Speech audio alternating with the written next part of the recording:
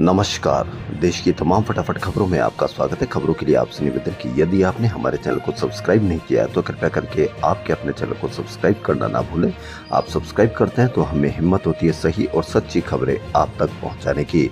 जी हां, आज बजट सत्र शुरू हो रहा है। दोपहर 1 बजे आर्थिक सर्वेक्षण पेश होगा। देखना यह है कि किस तरह से आर्थिक सर्वेक्षण पेश किया जाएगा। वहीं बजट सत्र हंगामेदार रहने की पूरा आसार है, क्योंकि कांग्रेस पार्टी नेता के सुरेश ने बैठक के बाद कहा कि पार्टी यूपीएससी में अनियमितता का मुद्दा उठाएगी। विपक्ष लोकसभा में डिप्टी स्पीकर पद की मांग जारी रखेगा। बेरोजगारी, जम्मू कश्मीर में आतंकी हमले, मणिपुर हिंसा, ट्रेन हादसे, वहीं यूपी में नेम प्लेट का हिस्सा, ये भी बहुत बड़ा बजट सत्र को हंगामेदार करने के लिए काफी है। जी हां, रामगोपाल यादव ने आरोप लगाया कि दुकानों पर मालिक का नाम लिखने के आदेश में मुसलमानों को लक्ष्य किया गया है। तो ये बहुत बड़ा आज का मुद्दा रहेगा और बैठक बजट सत्र बिल्कुल हंगामेदार रहने के पूरे आसार है।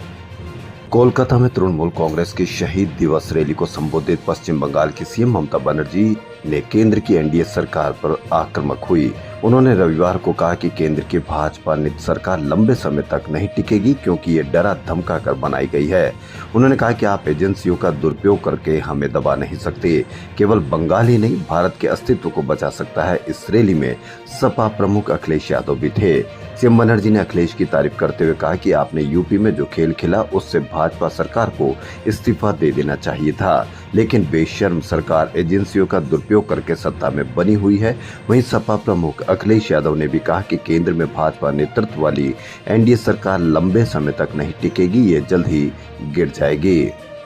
वहीं सीएम ममता बनर्जी कहा कि अगर हिंसाग्रस्त बांग्लादेश के लोग दरवाजा खटखटाने आएंगे तो वह उन्हें शरण देगी। लोग मजबूर होकर बंगाल आएंगे तो उन्हें जगह दी जाएगी और रहने दिया जाएगा। केंद्रीय गृह मंत्री अमित शाह ने भाजपा के महाराष्ट्र अधिवेशन में विपक्षी नेताओं पर जमकर हमला बोला।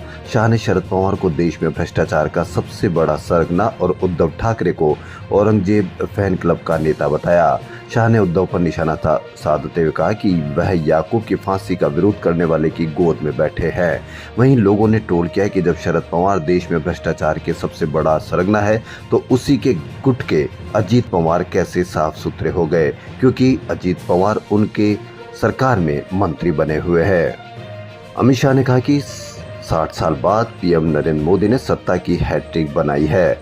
2014 और 2019 से भी बड़ी जीत 2024 के महाराष्ट्र विधानसभा चुनाव में मिलेगी। हालांकि लोकसभा में भाजपा वहां बिल्कुल बुरी तरह से हार का सामना करना पड़ा और अब देखना है कि महाराष्ट्र विधानसभा में किस तरह से अमित शाह की भविष्यवाणी सही साबित होती है। महाराष्ट्र में इस साल के शुरुआती 6 महीने में 1267 किसानों ने आत्महत्या की। उनमें से 557 मौतें राज्य के विदर्भ क्षेत्र के अमरावती मंडल में हुई। राज्य सरकार की ओर से जारी रिपोर्ट में जनवरी से जून तक के आंकड़ों के अनुसार छत्रपति संभाजीनगर मंडल में 430 किसानों की मौत के साथ दूसरे स्थान पर है। नासिक मंडल में 137, नागपुर मंडल में 130 और पुणे मंडल में 13 किसानों की मौतें हुई है। तटीय कोंकण मंडल में किसी किसान के आत्महत्या करने का कोई मामला सामने नहीं आया है।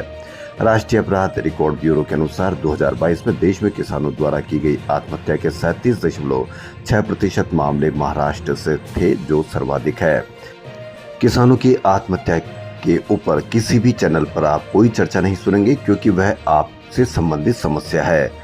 यह समस्या किस तरह से दूर होगी, किसी पर भी मीडिया पर इसकी चर्चा भी नहीं की जा रही है, क्योंकि यह समस्या सिर्फ आपकी है। आप भुगतो। तो देखना यह है कि किसी मीडिया पर इन किसानों की जो रिकॉर्ड आए हैं, आंकड़े हैं, उन पर किसी चर्चा होगी, किसी पर भी चर्चा नहीं होगी। ये लिख कर ले लो। तो आप खबरों में फिलहाल इतना ही। यदि आपको हमारा चैनल पसंद आए तो लाइक, सब्सक्राइब और शेयर अवश्य करें। धन्यवाद।